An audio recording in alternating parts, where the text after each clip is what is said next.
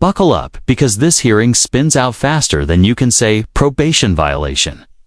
We're inside a Michigan courtroom where Serrano Johnson, a longtime resident, chef, and community volunteer, is back before the judge for a serious misstep, violating the terms of his bond by drinking alcohol. But that's not all. What starts as a routine admission quickly derails into a bizarre back and forth over how much he drank, what he drank, and whether it was even alcoholic at all. From "I only had O'Dow's" to "Okay, fine, it was beer, Johnson's" shifting story puts the judge's patience to the test. And trust us, this judge is not here for half-truths. Add in a history of past offenses, questions about treatment, and a courtroom full of family and clergy, and you've got the perfect storm of drama, deception, and a possible redemption arc. Stay tuned, because this case has lies, legal consequences, and some hard courtroom truths coming your way.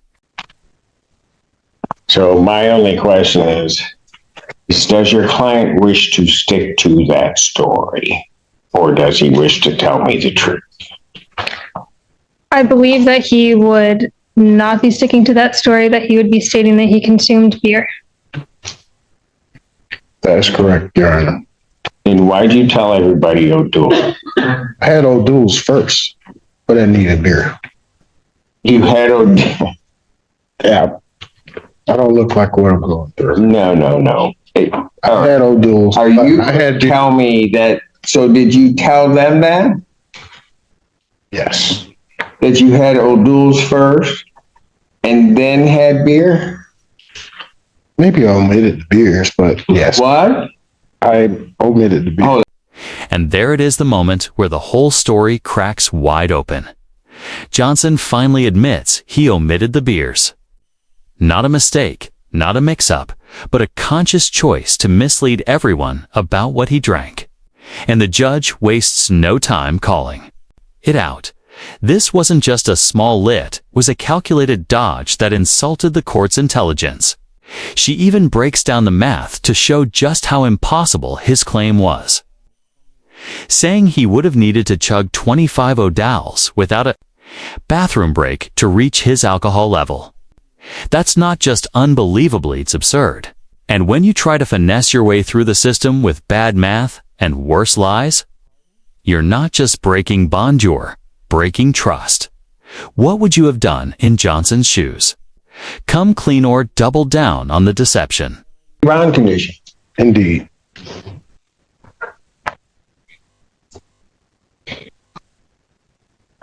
So, first of all, we did the calculation because the only story you gave is that you had O'Doul's. To get to the level that you were at, you would have had to have 25 O'Doul's in an hour. No. I didn't have in that. order to reach that level. Sure. And could not have used the bathroom because you couldn't eliminate in order to get to that level. That's how stupid your story was. And now you can't even, you can't bring yourself to say that you were intentionally lying to them and attempting to mislead them. It was not just a simple omission. Counsel, what did you want me to do with this case? Regarding the probable cause conference, we're asking for a 2-week adjournment so that he can show that he's going to comply with the court's orders. Well, I don't think he's going to have a choice on that, quite frankly, Mr. Allen. We are asking for him to remain out of custody today. This would be his first bond violation. He is here to be honest with you, although the truth doesn't always make sense. Really? He is. Really? No, he was not being honest. I asked him the question and then asked him the question of why didn't he tell them? And he couldn't even be honest about that. I'll let you go ahead with your argument, but I'm not buying any of that. Your Honor, he is honest about the fact that he consumed alcohol, and he is very open to treatment. He understands that he has a substance issue and he wants to get help for that. Your Honor, he's a business owner. There's a lot of pressure on him.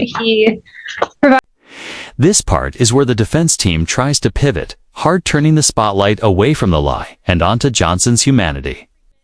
They talk about his work, his volunteer service, his role as a provider. They paint him as a man under pressure. Someone who wants to change and who's finally ready to seek treatment. But the judge isn't buying it, not yet, because you can't fix what you won't fully admit. She even calls out the contradiction directly. He wasn't being honest. It's a powerful moment that drives home a truth many overlook. Courtroom. Leniency starts with courtroom honesty. And right now, Johnson's story still has too many missing pieces.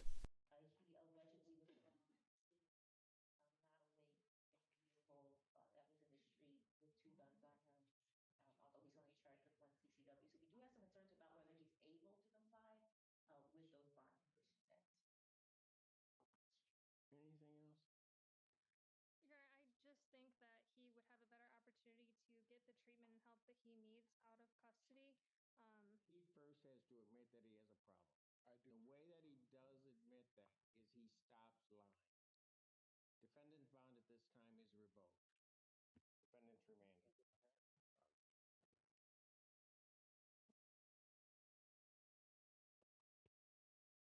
cause. Yes, Your Honor. I'll give you a date and a moment, depending on the outcome of your bond motion. Go ahead. Your Honor, I've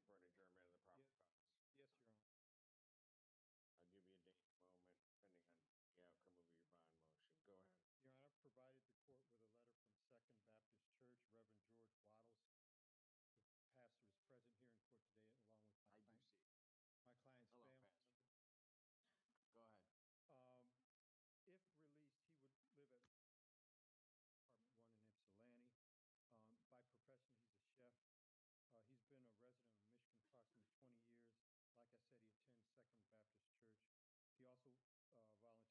And, Your Honor, he's a caregiver for family members, so he has a lot of things going on. He volunteers in his community. I understand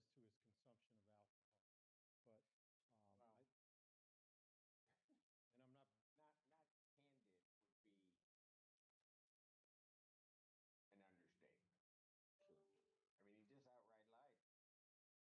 But and I'm not Not candid would be an understatement. I mean, he just outright lied. well, I wasn't there. That makes it no less a lie. I'm asking you if you want to hear from him. A humble apology. I will certainly hear from him, but not if he's going to sort of spew that garbage he was giving me the last. Finally, some raw emotion. Johnson apologizes. You can hear the tension in his voice. He's not reading from a script. He's speaking from panic. And the judge, to her credit, lets him speak, but reminds him that last time, his lies landed. Him in custody. This isn't just about alcohol anymore. It's about accountability. The judge breaks down exactly how his dishonesty derailed the process. How even when he had a chance to come clean, he chose confusion instead of clarity. And that's the moment you realize, in court, the truth isn't optional as everything. But here's the question, does panic excuse perjury? Or is this just another carefully crafted plea to get out of jail? I apologize, Your Honor.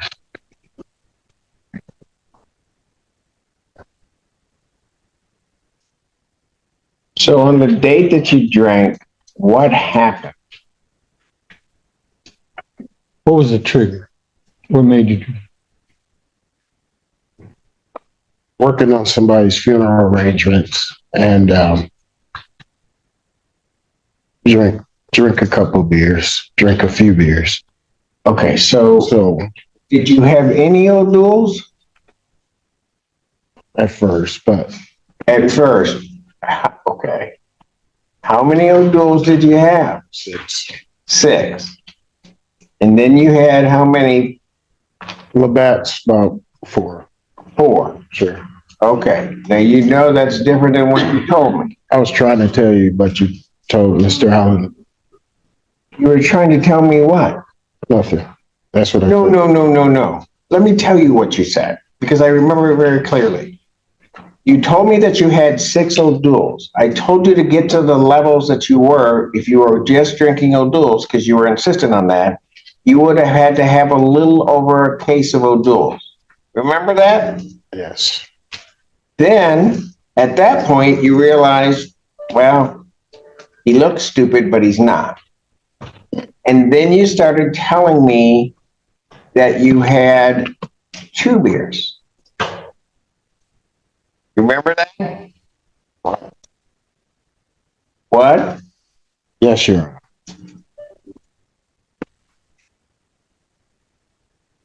And I knew, given the level that's on here, that wasn't true.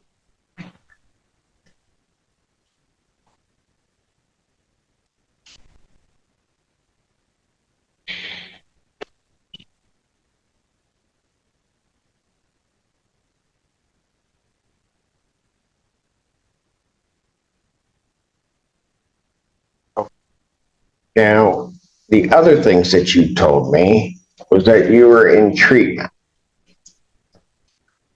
Remember that? Treatment.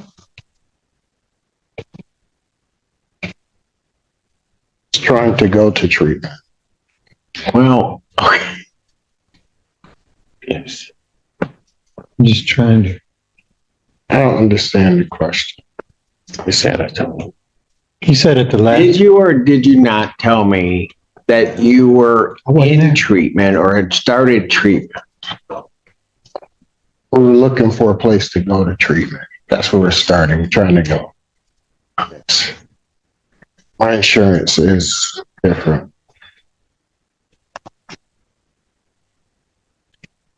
Let me ask you this. When you made the statement about treatment, were you trying to get this court to believe that you were in treatment? No.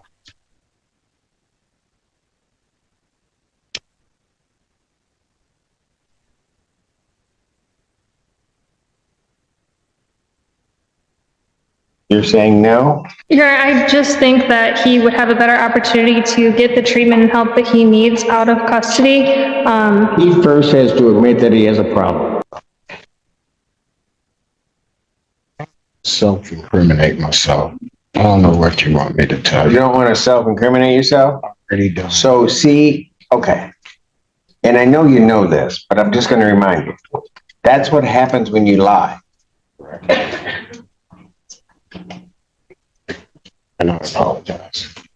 I know a whole lot more than it appears that I know.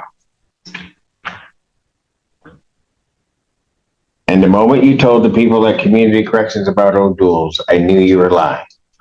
That was my first start. Now, if you can tell me that you can put down about a case and 2 or 1 beer, about 25 beers, and not go to the bathroom, because that's the only way that was going to happen with O'Douls. That didn't happen. Yeah, so that's was kind of the stupidity of the lie.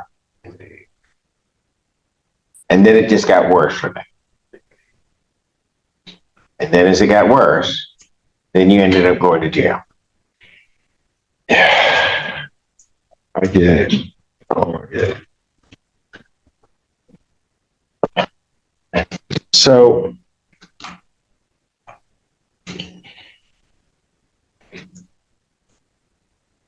how are you going to get in? You have insurance to cover treatment?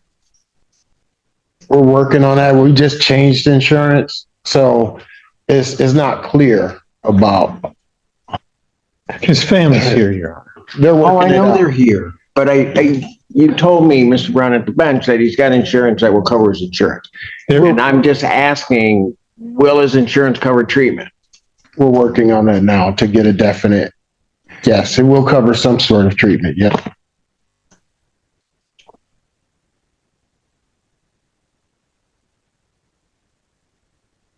Anything from the people? This moment offers a subtle but powerful shift in tone. The prosecution acknowledges something the audience might also feel. Johnson isn't a bad person. In fact, They read from a glowing letter by his pastor, praising his kindness and community service. But here's the reality check. The court isn't debating Johnson's character. They're debating his choices. And according to the prosecutor, Johnson might still not grasp the full weight of his addiction. That disconnect, the gap between good intentions and poor decisions, is where many defendants fall. And unless that changes, the court fears it all happen again. Do you think he deserves one more chance, or is the judge right to lay down a hard line? Stands that or the treatment, so he has a concern there.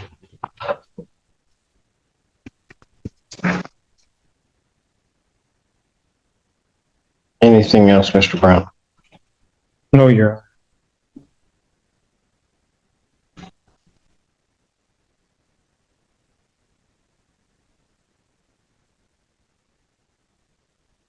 Johnson, here's what I'm going to do. I'm going to first of all adjourn his probable cause conference to August 7th, 2025, 9 a.m. With reference to his bond, I will set his bond at a $25,000 personal recognizance bond. On your release, you are to report to the Department of Community Corrections for placement on a SCRAM tether, because you were on a sober before. Correct. You're going to go on a SCRAM tether, so I'm going to monitor you 24/7 for any alcohol consumption. I'm also going to order that within the next 10 days, defendant is to be enrolled in treatment. He is to notify the court that and the prosecutor's office that he is in treatment. How many days? He's got 10 days to do it. If he doesn't get in, I'm issuing a warrant, or he might as well just come over to jail and turn himself in, quite frankly, because I'm going to issue a warrant and I'm going to have him picked up. Understood. You understand all of that, sir? I do.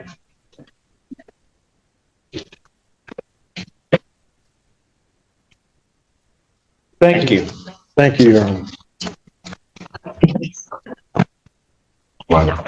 No, we'll do that. Okay.